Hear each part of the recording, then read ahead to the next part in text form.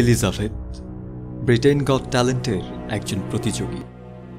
Britain goat talent সবসময় এমন সব প্রতিযোগীদের বেছে নেয় যারা কিনা সত্যিই স্বাভাবিকের চাইতে ভিন্ন কিছু দেখাতে পারে।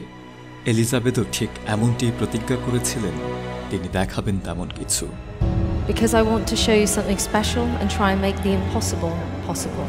এবং এলিজাবেথের হাত ধরে সেই বিচারক চলে গেল মঞ্চের কাছের একটি সিঁড়ি কোঠায়। আলোর পথে নতুন দিশায় সেখানে এলিজাবেথ এমন কিছু ব্যক্তির ছবি দেখার বক্সে রাখে। বিচারক তাই করল এলিজাবেথের কথা মতো, এবং যে ছবিটি বিচারক সিগারেটের বক্সে রেখেছে জন্মগ্রহণ করেছিলেন। পাশাপাশি একটি বইয়ে তার আরও অনেক ধরনের ইনফরমেশন লেখা ছিল, যেগুলো বিচারক একে একে পড়তে শুরু করে।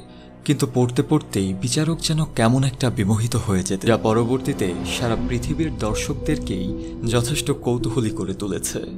আসলে যে বিচারকের সঙ্গে ঘটনাটি ঘটানো হয়েছিল তিনি ছিলেন আমান্ডা হল্যান্ড।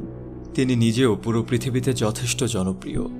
সবকিছু মিলিয়ে ঘটনাটি এখনও আলোচনার শীর্ষে রয়েছে, যদিও এই এপিসোডটি 2019 সালে সোশ্যাল মিডিয়ায় প্রথমবার দেখা গিয়েছিল।